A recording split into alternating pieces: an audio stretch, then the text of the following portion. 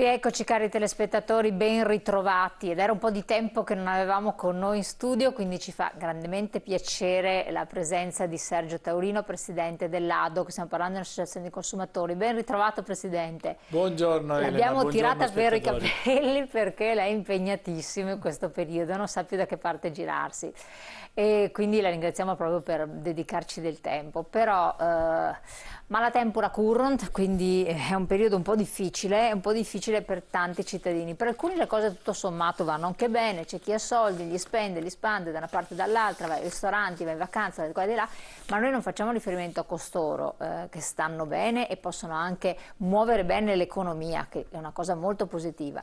Noi ci riferiamo alle tante persone che afferiscono anche i vostri sportelli, e questa è l'occasione per ricordare che ci sono le associazioni di consumatori, ci sono le associazioni no profit, terzo settore, i sindacati, insomma sono tante entità che possono dare una mano, basta cercare sul web le sedi eccetera e dare una consulenza per chi si trova in difficoltà. E lei fuori onda prima dicevamo, tanti sono le persone che vengono da voi e tante sono quelle che non sono a conoscenza di tutti i diritti che avrebbero e di tutte le opportunità che potrebbero avere, giusto? Certo, intanto buongiorno a tutti. Elena mi ha invitato, io sono contento di venire in questo momento. Il malatempora current sarebbe ed eno artri, dicono i romani, perché se si guarda in quest'ultimo weekend, diciamo, la televisione, sembra che ci sia la rinascita economica, il turismo che tira a mille, la gente che Segno spende positivo come... dappertutto e siamo contenti, E però siamo anche contenti perché abbiamo un traino, almeno l'Italia ha almeno questa materia prima, la chiamo io, che è il turismo, che ci sta dando grandi Ma soddisfazioni. non è solo il turismo, anche l'export, altri settori. È che guardiamo questa lente di ingrandimento ed entriamo in un supermercato. Ecco. Cosa vediamo? Poi dopo, per la gente comune, io la chiamo, no? È quella che ogni giorno deve affrontare, deve mettere un piatto in tavola, che deve pagare le bollette e che si deve confrontare anche con quelle che sono le realtà, diciamo, della propria famiglia o del proprio status, hanno sicuramente un impatto diverso. Noi abbiamo fatto in questi ultimi mesi, abbiamo fatto anche molto monitoraggio, sia per quanto riguarda i prezzi degli alimentari e sia anche per quanto riguarda per vedere i prezzi dell'energia, perché praticamente in questi ultimi 2 mesi o 3 mesi sono arrivate le famose fatture dell'aumento di dicembre dell'energia, luce e gas. In che senso Adesso, sono arrivate le ultime nel senso fatture? che le fatture di dicembre e gennaio, dove c'è stato quel famoso aumento, quel maxi aumento, quel eccetera, picco. si sono riversate sulla fatturazione di gennaio e di febbraio. A marzo già si sta ricominciando a vedere un po' di luce perché col 30% di meno sull'energia le bollette hanno cominciato veramente a calare, però è un calo, no? Io lo chiamo, cioè dopo un aumento così grande, il calo sì, c'è, però Ma è ancora le irrilevante. famiglie sentono sulle proprie spalle il peso, no, di 3 aumenti consecutivi del 2022, abbiamo detto maggio, abbiamo detto settembre, abbiamo detto novembre, in cui l'energia ha raggiunto dei limiti inverosimili. Ma quello che più preoccupa, che più ci sta preoccupando in questo momento, noi come associazioni, perché facciamo un monitoraggio costante per quanto riguarda le varie tipologie degli aumenti dei prezzi. E ripeto, anche in commissione prezzi, essendo io in commissione prezzi a Padova, lo vedo e lo confronto.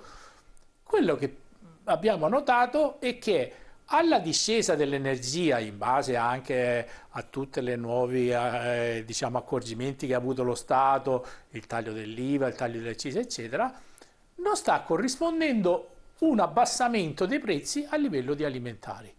E questa è una cosa veramente, come dire, di primo impatto, impattante e inquietante per il consumatore, ma impattante per quelle fasce sociali che si chiamano le fasce sociali medie e basse. Ecco, ma c'è una cosa che è abbastanza sconvolgente e scandalosa, tutto Sì. sommato, perché ci sono dei beni di primissima necessità che ogni paese ha i suoi, c'è chi ha il riso, c'è chi ha il pane, la farina, chi ha le paste, insomma, ognuno ha il suo, no? Ci sono dei beni fondamentali che normalmente si tenta un po' ovunque di calmierare, e per cui ti va bene, ti mangi la tua bella pasta col sugo di pomodoro anziché un pane con la mortadella.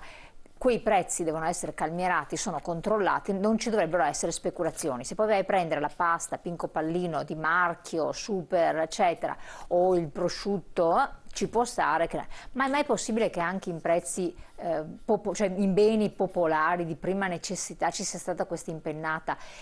Il famoso paniere, no, di verifica e di controllo, cioè, giustificato poi da cosa? Perché poi consultiamo, fanno parte anche del blocco di materie prime, frutta, verdura, consultiamo le associazioni degli agricoltori, lamentano che loro non hanno avuto questi grandi margini di guadagno, anzi c'è qualcosa nella filiera, e allora chi ci si rivolge a questo punto? La filiera sta speculando, sta succedendo qualcosa, non lo so che cosa, tale per cui alla fine il prodotto finito, anche quello base come il pane, come può essere la pasta, è lievitato.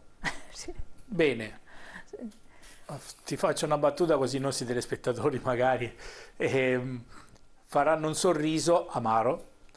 Stavi parlando del pane, deve lievitare, ma non il lievito che si mette nel pane. Stanno lievitando solo i prezzi, e questo no. E io voglio essere onesto oggi. Non voglio, magari mi farò qualche nemico, però Presidente, lo è la sempre, congiuntura dai. economica, Lo è no, la sempre. congiuntura economica, la siccità, la filiera lunga. Tu hai centrato il problema, gli sei passata quasi vicinissima, la filiera. La filiera è troppo lunga, e quella filiera lunga significa che ad ogni passaggio, no, dall'agricoltore, hai parlato dell'agricoltore, che si lamenta giustamente del fatto che il suo prodotto, no, non viene valutato, perché a monte del suo prodotto c'è una filiera di 2 o 3 passaggi che chiaramente, come dire, da una parte tengono i prezzi ad un certo livello, ma dall'altra gestiscono il mercato. Stiamo parlando della grande distribuzione? Vogliamo parlare dei prezzi? Io vado nelle grandi distribuzioni, vado a vedere nei ipermercati, nei supermercati.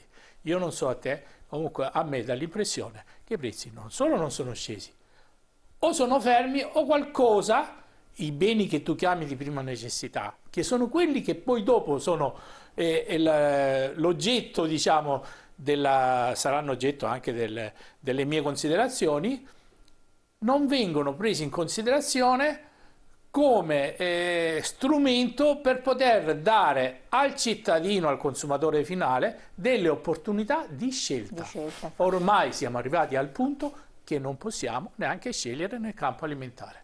Primo, perché chiaramente c'è, diciamo, una filiera di prezzo che categorizza il consumatore, no? Io posso spendere il prosciutto cotto a un certo, poi ce ne sono di due o tre tipi, ma quello andrebbe bene se nel momento in cui i prezzi, l'inflazione sta pian pianino scendendo, l'alimentare sembra quasi recalcitrante, ritroso a dover seguire Ma voi avete questo modo di, processo. esatto, ma voi che appunto c'è un osservatorio, cioè avete modo di Sì, interagire, perché poi voi allora, siete parte dentro la Camera di Commercio, c'è insomma un c'è. presidio, per quello chiedono i cittadini, chiedono questo, cioè non c'è modo di scalfire, ma anche, dicevo, le associazioni degli agricoltori, perché io lo chiedo sempre per capire perché vi lamentate, a questo punto il prodotto finito, chi entra in questa filiera? È un mistero.